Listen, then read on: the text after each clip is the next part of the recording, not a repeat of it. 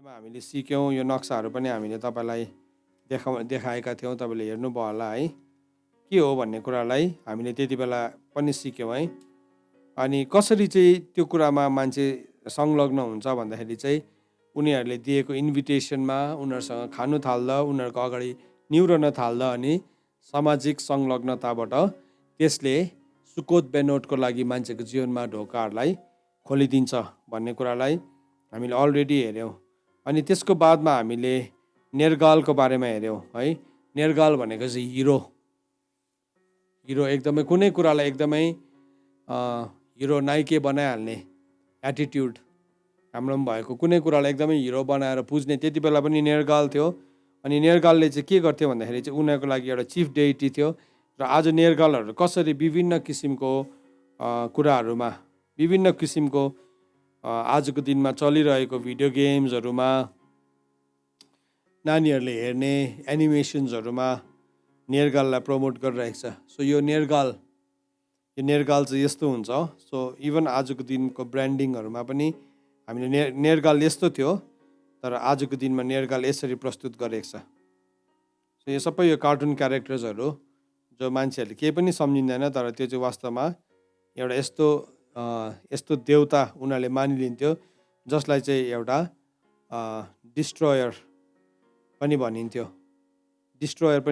यो कुरालाई पनि हामीले हेऱ्यौँ। अनि जति पनि यो एभेन्जर सिरिजको सुपर हिरोजहरू छ त्यो सबै नेर्गालको क्याटेगोरीमा आउँछ भन्ने कुरालाई पनि हामीले हेऱ्यौँ। अनि त्यसको बादमा हामीले अर्को केलाई हेऱ्यौँ भन्दाखेरि चाहिँ असीमालाई हेऱ्यौँ। अनि असीमा भनेको चाहिँ त्यसको अर्थ चाहिँ के रहेछ भन्दाखेरि एम्बिसियस, स्ट्रेट फरवर्ड है, इन्भेन्टिभ, म्याग्नेटिक, एग्रिएबल है। यो कुरालाई पनि मान्छेले चलाइरहेको छ आजको दिनमा। यो पावरलाई चाहिँ प्रभुबाट आएको भनिकन कतिजनाले चलाउँछ, तर प्रभुबाट आएको कुरा चाहिँ यो एउटै धाराबाट चाहिँ मिठो पानी र तितो पानी बग्दैन। र मान्छेले त्यसलाई पनि पुज्न थाल्यो। त्यो चाहिँ एउटा कस्मिक पावर पनि हो, त्यो चाहिँ एउटा आकाशको शक्ति पनि हो। अनि उनीहरूले त्यो असीमा चाहिँ जब पनि एउटा मान्छेमा आउँछ, असीमाले चाहिँ के भन्छ भन्दाखेरि चाहिँ आई विल मेक डेसोलेट, म चाहिँ बर्बाद गरी छाड्छु। सो अघि मैले भने नि, जब पनि एउटा मान्छे प्रिजनर अफ वार हुन्छ, प्रिजनर अफ वार हुने बित्तिकै त्यो व्यक्तिकोमा एउटा एटिट्युड के आउँछ भने उसले एकदमै ओहदा, स्थान, जहाँ पनि उसले मलाई मौका दिनुपर्छ, मै बाठो हुनुपर्छ भन्ने एटिट्युड उसको जीवनमा आइरहन्छ। सो यो प्रिजनर अफ वारदेखि यदि एउटा व्यक्ति बाहिर निस्केन भने चाहिँ उसको जीवनमा यो शत्रुले चाहिँ के भन्दो रहेछ, यसलाई चाहिँ म एकदमै उजाड बनाइ छाड्छु। सो याद राखौँ, यदि कोही पनि आज यो स्पिरिटसँग तपाईँ सताइराख्नु भएको छ भने परमेश्वरको वचनले भन्छ कि परमेश्वरको वचनको अधीनमा रह र दुष्टको विरोध गर र त्यो तिमीहरूबाट भाग्नेछ। अनि त्यसको बादमा हामीले के देख्यौँ भन्दाखेरि चाहिँ अव्वीहरूले चाहिँ निबाज र तार्तक बनायो। अनि निबाज भनेको चाहिँ त्यसलाई चाहिँ के भन्दो रहेछ भन्दाखेरि त्यो भनेको चाहिँ एउटा मेल प्रस्टिट्युट पनि हो। त्यो चाहिँ एउटा, त्यसको रूप चाहिँ यसरी आदि मानिस आदि कुकुरको रूपमा हुन्छ। अनि यो चाहिँ यसले चाहिँ के गर्छ, यसले चाहिँ बाइबलमा अब हामीले सिकेको छौँ। मत्तीको किताब 7 अध्यायको 6 पदमा यसले चाहिँ जहिले पनि अपवित्र कुराहरूलाई चाहिँ के गर्छ, पवित्र कुराहरूलाई, त्यसले जहिले पनि पवित्र कुराहरूलाई मत्तीको किताब 7 अध्यायको 6 पद अनुसार त्यसले विरोध गर्छ। अनि त्यति मात्र होइन, यसले आक्रमण गर्छ। फिलिपी 3:2 पदमा हामीलाई बताएको छ, तिमीहरू कुकुरहरूदेखि होसियार बस, दुष्ट काम गर्नेहरूदेखि होसियार बस, अङ्ग कटाइ गर्नेहरूसँग होसियार बस। सो मेल प्रस्टिट्युट भनेको नि त, यो भनेको चाहिँ मेल प्रस्टिट्युट छ। जब पनि एउटा मान्छे मेल प्रस्टिट्युट हुन्छ, अथवा आजको दिनमा के गर्दैछ मान्छेहरूले, एउटा केटा चाहिँ जबरजस्ती उसले केटी बनिँदैछ, उसले आफैलाई अपरेट गरेर शरीरको कतिवटा अङ्गलाई काटिकन उसले के गर्दैछ, आफ्नो डल्लै स्ट्रक्चरलाई नै चेन्ज गर्दैछ। सो बाइबलमा त्यसलाई अङ्ग कटाइ भनेर म्युटिलिएट द फ्लेस भनेको छ, फिलिपीको किताब 3 अध्यायको 2 पदमा। सो यसको पछाडि चाहिँ कुन चाहिँ स्पिरिट छ भन्दाखेरि चाहिँ यो चाहिँ निबाजको स्पिरिट छ।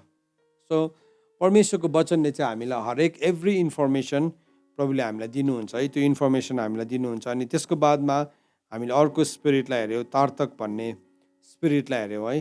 अनि यो तार्तक भन्ने स्पिरिट चाहिँ के हो भन्दाखेरि चाहिँ तार्तक भन्ने स्पिरिट चाहिँ अर्को स्पिरिट हो जसले चाहिँ के गर्दो रहेछ, प्रिन्स अफ डार्कनेस भनिकन अन्धकारको कुमार भनिकन पनि त्यसलाई चिनिन्छ। सो इफिसीको किताब 2 अध्यायको 9 पदमा सायद लेखेको हुनुपर्ने हो, एकपल्ट पढ्छु ल। मैले अस्ति त्यो रेफरेन्स तपाईँहरूलाई दिन रहेछु, त्यो रेफरेन्सलाई पनि हामी स्टडी गर्छौँ। इफिसीको किताब 2 अध्यायको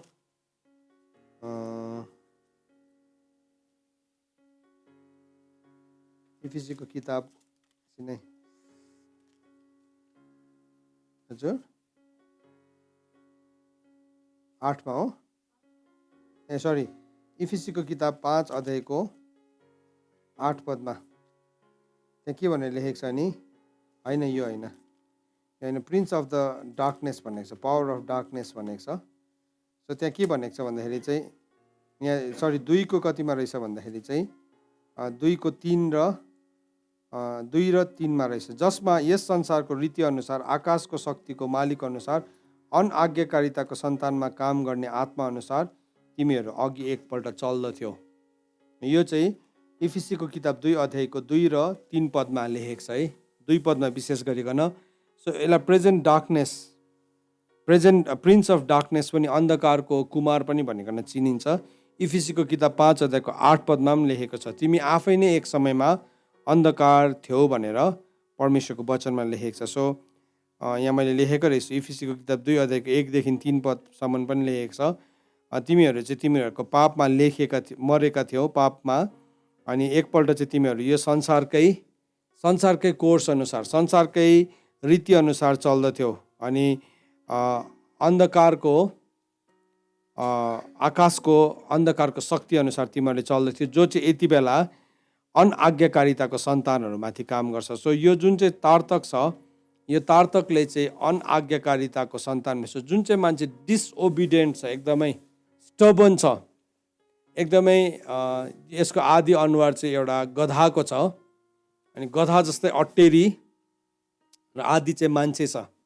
सो यसलाई चाहिँ power of darkness, prince of darkness भनिकन पनि चिनिन्छ। सो अन्धकारको राज्यमा यसलाई यसरी पुज्थ्यो, अनि बाइबलले भन्छ तिमी आफै पनि त्यस्तै थियौ, एक समयमा तिमी आफै पनि अन्धकार थियौ अनि तिमीले त्यही कुरालाई पछ्याइरहेका थियौ। सो त्यो स्पिरिटले मान्छेको जीवनमा अदृश्य रूपमा काम गरिरहेको छ। सो एकदमै ढिट छ यो स्पिरिट, यसले स्टबन हुन सिकाउँछ है, जसरी एउटा अब गधालाई एउटा बर्डन अफ द बिस्ट भनेर त्यसलाई चिनिन्छ, त्यस्तै प्रकारले यसको व्यवहार पनि त्यस्तै नै छ है।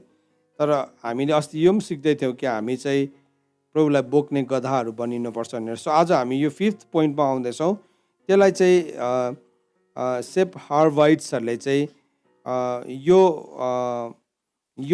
अर्को देवतालाई पुज्न थालेको छ, त्यो चाहिँ अद्रमेलेक अनि अनामेलेक भनिकन चिनिन्छ। सो दोस्रो राजा 17 अध्यायको 30 पदमा त्यहाँ के भनेको छ भन्दाखेरि चाहिँ and the Sepharvites burn the children in the fire to Adrammelech and Anammelech the god of Sepharvaim भनिकन है। सो यो जुन चाहिँ अद्रमेलेक र अनामेलेक भन्ने जुन चाहिँ देवता छ, यसलाई चाहिँ चिफ्टेन अफ द हेल भनिकन पनि चिनिन्छ, नरकको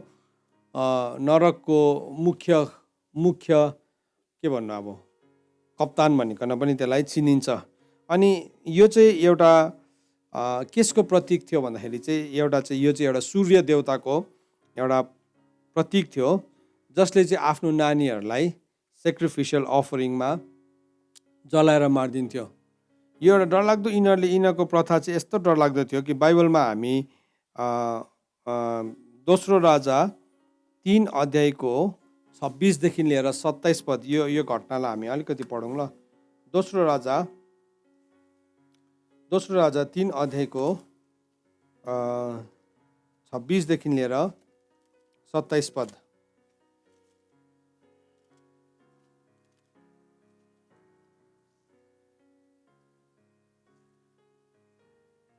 त्यहाँ के भनेर लेखेको छ भन्दा यहाँ एउटा युद्ध चलिरहेको थियो,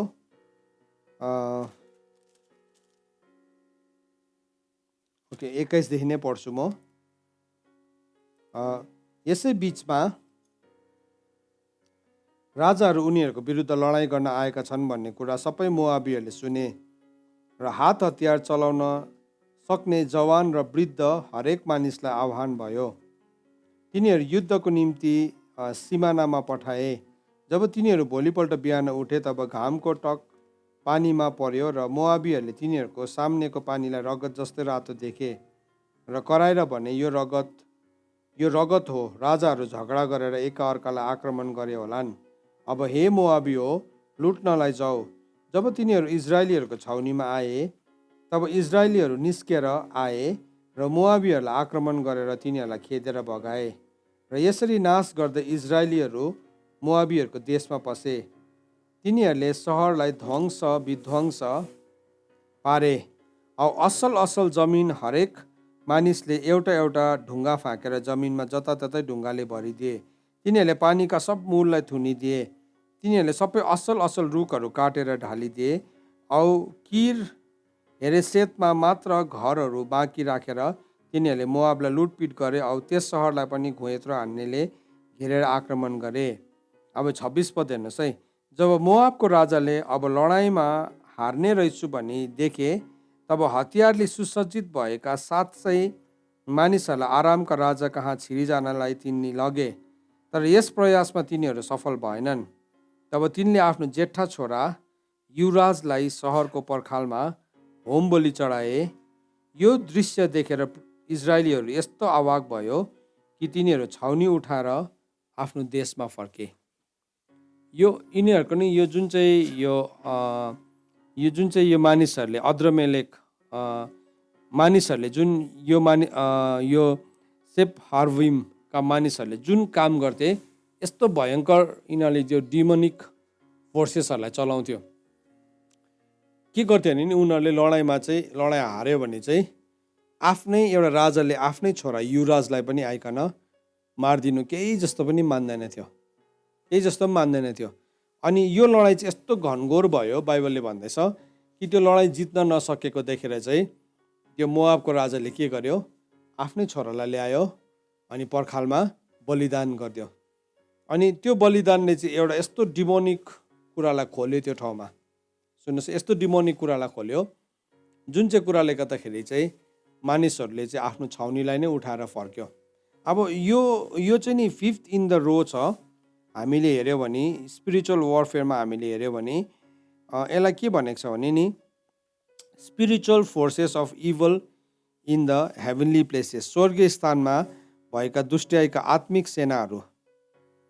यो सेनाहरूले चाहिँ नि यो फोर्सलाई चलाउँछ, स्पिरिचुअल फोर्सेसलाई, जहाँ चाहिँ उनीहरूले मान्छेलाई पनि होम बलि गर्छ। त्यो लेभलमा कतिवटा मलाई एकजना कसैले मलाई एउटा फोटो पठाएको थियो वाट्सएपमा। त्यो फोटो देखेर चाहिँ मैले त्यो मान्छेलाई ब्लक गरिदिएँ, किनभने त्यो फोटो चाहिँ अब यस्तो भयानक फोटो थियो जहाँ चाहिँ ह्युमन सेक्रिफाइस, मान्छेको बलिदान गरेको फोटो थियो है।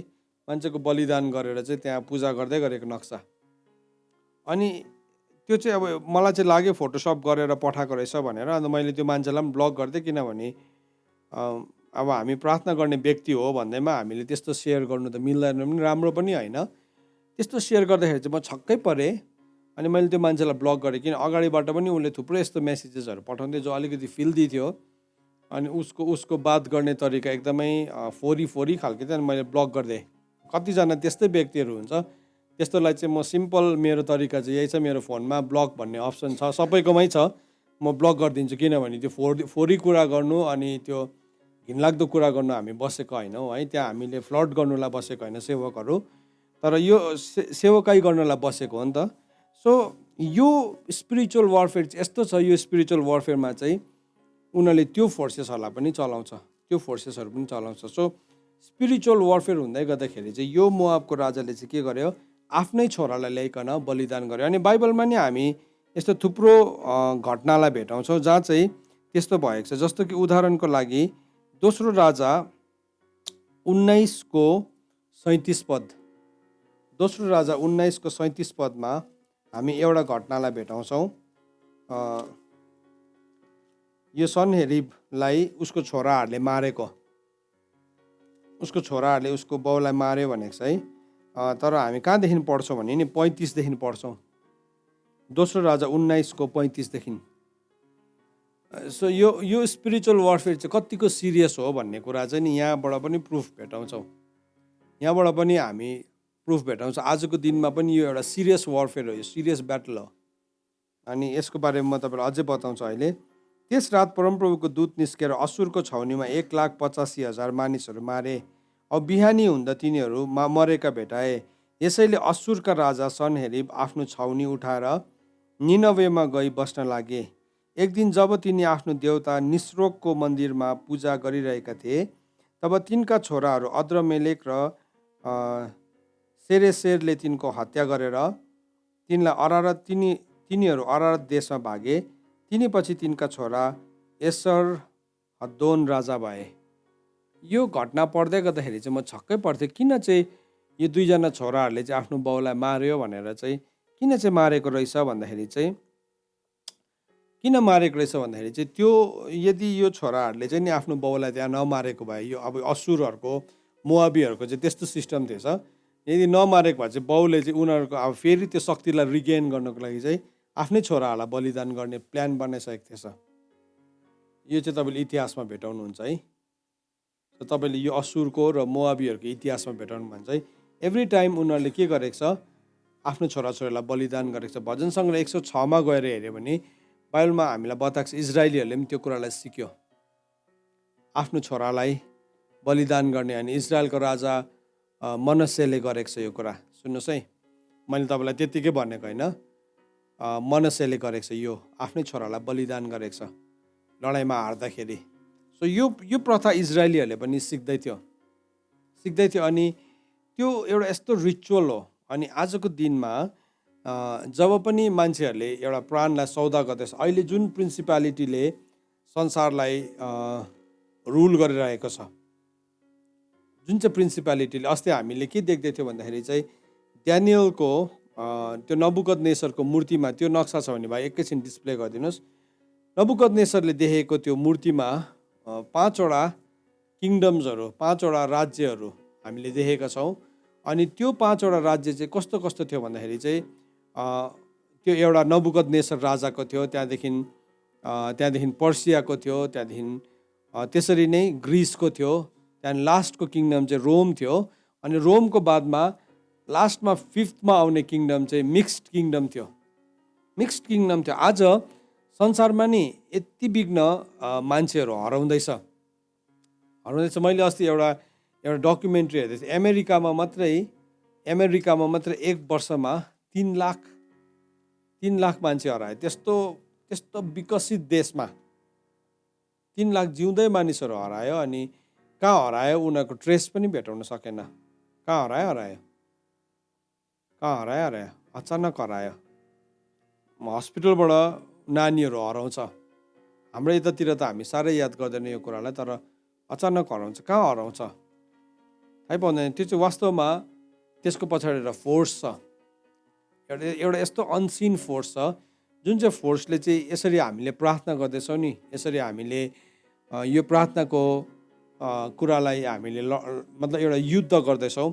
यो युद्ध यति साह्रो शक्तिशाली छ, हामीले कतिको सिरियसली लिन्छौँ मलाई थाहा छैन, तर शत्रुले चाहिँ नि यसलाई यति साह्रो सिरियसली लिन्छ। अनि त्यो लडाइँलाई जित्नुको लागि, त्यो लडाइँमा एम्पावर हुनको लागि चाहिँ उनीहरू इभन ह्युमन सेक्रिफाइसेसहरू पनि चलाउँछ। कुन ठाउँमा चलाइरहेको छ थाहा छैन, तर इट इज एट वर्क। जसरी यो स्पिरिट, यो जुन चाहिँ यो अद्रमेलेक र अनामेलेक भन्ने जुन चाहिँ स्पिरिट छ, यसले चाहिँ त्यो फोर्स यसलाई चलाउँछ। अन्त बाइबलले भनेको छ हाम्रो लडाइँको हतियार चाहिँ शक्तिशाली छ। हाम्रो लडाइँको हतियार चाहिँ 2 कोरिन्थी 10:4-5 भनेको छ हाम्रो युद्धको हात हतियारहरू चाहिँ यति साह्रो शक्तिशाली छ किल्लाहरूलाई भत्काउने। तर कति बेला चाहिँ त्यो हात हतियार शक्तिशाली हुन्छ भन्दाखेरि चाहिँ जब हामीले पनि कम्प्लिट ओबिडियन्स दिन्छौँ। हामीले यदि कम्प्लिट ओबिडियन्स दिएनौँ भने चाहिँ हाम्रो हात हतियार चाहिँ के हुन्छ, शक्तिशाली हुँदैन। तर जब हामी सम्पूर्ण आज्ञाकारिता दिन्छौँ, त्यस कारणले गर्दाखेरि सम्पूर्ण आज्ञाकारिता नदिने जति पनि शत्रुहरू छ त्यसलाई हामीले चिन्दै काट्दै त्यसलाई हटाउँदैछौँ। किनभने जस्तो कि इन्क्युबस र सिक्युबस स्पिरिटले के गर्दै थियो भन्दाखेरि चाहिँ त्यसले एउटा मान्छेको हेर्ने नजरियालाई मैला बनाइरहेको थियो। मैला बनाइरहेको थियो। कसैलाई हेर्दाखेरि ऊ कम्प्लिट ओबिडियन्समै आउनै सकिरहेको थिएन। मान्छेको जीवनमा के प्रब्लम भइरहेको थियो, उसले बेविचार लिटरली त गरेको थिएन, तर बेविचारी थटहरूलाई चाहिँ उसले एन्टरटेन गरिरहेको थियो। ऊ घरिघरि पोर्नोग्राफीको वेबसाइटमा गएर उसले हेरिरहेको थियो। सो के हुँदै थियो, त्यो केले उसलाई अर्ज दिँदै थियो, के कुराले उसलाई त्यो गर्नमा उसलाई उक्साइरहेको थियो भन्दाखेरि चाहिँ ऊभित्र जुन चाहिँ त्यो स्पिरिट, त्यो अशुद्धता ल्याउने आत्मा थियो, बेविचारको आत्मा थियो, त्यो बेविचारको आत्माले चाहिँ उसलाई उक्साइरहेको थियो। सो ऊ प्रभुको उपस्थितिमा बसिन्जेलसम्म एकदमै राम्रोसँगले बस्छ पनि, तर जब ऊ त्यो उपस्थितिबाट बाहिर निस्किन्छ ऊ टेम्प्ट हुन्थ्यो। अनि त्यसले गर्दाखेरि के भयो, उसलाई त्यो कुराले उसलाई उक्साइरहन्थ्यो। अनि उसले गएर फेरि पोर्नोग्राफी नै हेरि पठाइहाल्थ्यो। अनि पोर्नोग्राफी हेरेपछि फेरि के भयो, अब ऊ फेरि लड्थ्यो। अनि अर्को पालि फेरि उसलाई उठ्नु गाह्रो पर्थ्यो, किनभने त्यसको पछाडि एउटा फोर्स थियो। सो एभ्री टाइम हामीले यो कुरालाई अब जब पनि हामीले सिक्यौँ अनि जब पनि त्यो स्पिरिट आउँछ, अब आउँदै गर्दाखेरि चाहिँ मान्छेले भन्नु सकिरहेको छ है, तँलाई त्यो इन्क्युबस स्पिरिट सुकुबासलाई चाहिँ म तँलाई विरोध गर्छु अनि त्यो माथि चाहिँ म पवित्र आत्माको आगो झार्छु भन्दाखेरि चाहिँ त्यो मान्छेको जीवनमा स्वतन्त्रता आउन थालिरहेको छ। सो के भयो, त्यो जति हामी ओबिडियन्ट हुँदै गयौँ हाम्रो हतियार पनि त्यत्तिकै शक्तिशाली हुँदै जान्छ। होइन भने चाहिँ शत्रुले के गर्दैछ, यसको पछाडि एउटा फोर्स काम गरिरहेको छ। सो हामीलाई पास्टर डेभ ब्रायन भन्ने पास्टरले प्रभुको वचनबाट सिकाइराख्नु भएको थियो स्पिरिचुअल वारफेयरको बारेमा आएर। अनि उहाँले कतिवटा घटनाहरू सेयर गर्नुभएको थियो। अनि त्यो घटनामा उहाँले चाहिँ त्यो टप सेटनिस्टको छोरीलाई चाहिँ रेस्क्यु गरेको। अनि त्यो त्यति बेला चाहिँ उनीहरूकोबाट सबै भेदहरू खोलिएको उहाँले बताउनु हुँदै थियो। अनि उनीहरूले चाहिँ के गर्छ अरे भन्दाखेरि चाहिँ उनीहरूकोमा चाहिँ त्यो एउटा नानी जब पनि एउटा गर्भधारण गर्नु लाग्यो बेविचारद्वारा, अनि त्यो गर्भधारण भएको त्यो बालकलाई चाहिँ उनीहरूले मारिकन त्यसको रगत चाहिँ एउटा सर्टेन डेमा त्यसलाई पिउने गर्थ्यो। अनि त्यसरी चाहिँ उनीहरू त्यो रिचुअलभित्र पस्दो रहेछ। अनि त्यसले चाहिँ उनीहरूको लागि डिमोनिक ऱ्यामलाई खोलिँदो रहेछ। जसरी अघि हामीले पढ्दै थियौँ त्यो लडाइँमा मोआबको राजाले जब उसको छोरालाई आक्रमण गर्यो त्यो पर्खालमा, त्यति बेला के भयो, एउटा पृथ्वी नै हल्ल्यो। त्यो एउटा यस्तो सिन भयो, सबैजना आफ्नो छाउनी नै उठाएर गयो, फर्केर गयो। किन भन्दाखेरि चाहिँ डिमोनिक फोर्सेसहरूलाई खोल्यो। आजको दिनमा यो वारफेयर रियल छ। हामी यसरी बसेर प्रार्थना गर्दैछौँ, हामी कोही बेला निदाइरहेको हुन्छौँ, हामी ध्यान नै दिइरहेको हुँदैन, तर शत्रुको छाउनीमा चाहिँ शत्रुले चाहिँ यसलाई झन् सिरियसली झन् हाम्रो विरुद्धमा काम गर्दै गरेको हुन्छ। हामी डराउनु पर्छ भनेर भनेको होइन, तर यो चाहिँ जान्नुपर्ने कुरा हो। त्यसले गर्दाखेरि चाहिँ बाइबलले भनेको छ तिमीहरू जागर रह, तिमीहरू प्रार्थना गर र परीक्षामा नपर। त्यस कारणले गर्दाखेरि हामी प्रार्थना गर्दाखेरि हामी होसियार हुनु, जागर रहनु भनेको चाहिँ इन्फर्मड हुनु पनि हो। सो यो शत्रुले चाहिँ आज यसरी काम गरिरहेको छ। सो अहिले जति पनि मान्छेहरूले आफ्नो सोल ट्रेडिङ गर्दैछ, प्राणको सौदा गर्दैछ, केसँग गर्दैछ भन्दाखेरि चाहिँ त्यो त्यसको नक्सा भेटाएन है, त्यो 5th किङडमसँग त्यसले सोल ट्रेडिङ गर्दैछ। सो यहाँ नक्सामा तपाईँले देख्नु भने फर्स्टको किङडम बेबिलोन थियो, त्यो किङडम ढल्यो। सेकेन्डको पर्सियन थियो, त्यसको त्यो के भन्यो डोमिनेटिङ स्पिरिटहरू तिनीहरू ढल्दै अब ग्रिसको पनि ढल्यो, रोमको पनि ढल्यो।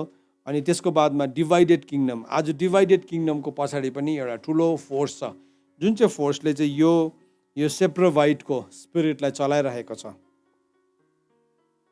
अन्त हामी के देख्छौँ, हामीले सानो हुँदाखेरि चाहिँ यस्तो सुन्थ्यौँ, हामीले थाहा छैन हामीलाई कहाँसम्म छ यो, ठुल्ठुलो ब्रिजहरूको कन्स्ट्रक्सन गर्दाखेरि चाहिँ नानीहरू हराउँछ अरे, त्यहाँ चाहिँ रगतको बलिदान दिन्छ अरे भनेर हामीलाई भनिन्थ्यो सानोमा। अनि होसियार हुनु है भनिकन हामीलाई भन्थ्यो है। अनि हामीलाई डर पनि लाग्थ्यो, यसरी लान्छ अरे मान्छेलाई भनेर। त हामीले लगेको त थाहा पाएनौँ, तर त्यसको पछाडि अहिले बुझ्दै गर्दाखेरि चाहिँ त्यसको पछाडि एउटा फोर्सेसहरू चाहिँ पक्कै नै काम गरिरहेको छ। त्यो मान्छेले गर्यो गरेन हामी जान्दैनौँ, हामी त्यसको न्याय पनि गर्न सक्दैनौँ, तर फोर्सेसले चाहिँ already it is at work.